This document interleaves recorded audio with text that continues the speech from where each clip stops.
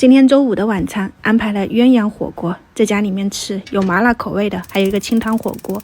先把水烧起来，食材你就看自己喜欢嘛，反正吃火锅也都是那一些。我切了2盘肉，一盘是五花肉，瘦肉没有去马肉的。牛肉切成薄片，我加了一点盐、胡椒粉、淀粉、花生油，拌均匀以后就撒点芝麻，摆个盘，挺好看的。火锅底料我选的时候还纠结了一下，但是后面我还是2个口味都拿了，一个是特辣的，一个是微辣的哈。我今天就要试一下这个特辣的。明阳的火锅底料大家吃过没？就各大超市都有的，我觉得还是挺不错的啊。就是周末在家里面煮个火锅又方便，就切点青菜呀、素菜啥的就可以了。然后它还可以做啥？做冒菜，做麻辣烫，还可以做麻辣香锅，都好方便。我一拿出来，这个味道真的是扑鼻而来，太大块了，我给它掰开了。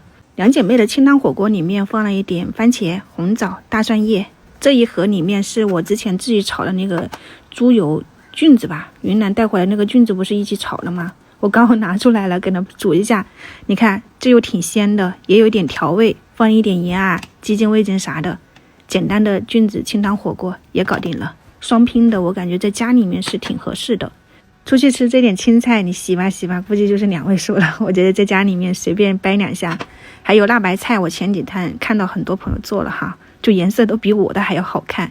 你就有一点点酸就放到冰箱冷藏，就这样子密封就可以了。如果太酸你就用来煮汤嘛。准备下个星期给他们做点烤肠，所以冰箱里面又清空一下。这是我们之前做的那个鸡蛋饺子，刚好可以用来烫火锅，你就趁冰的时候给它掰开就可以了。煮的过程中真的是满屋飘香，又麻又辣，火锅店的味道。我就烫了2片牛肉，它这种特辣我是可以接受的，真的很好吃，你们喜欢也可以去试一下。食材我就不烫了啊，让他们自己煮，端上桌就开吃啦。我们明天再见，拜拜。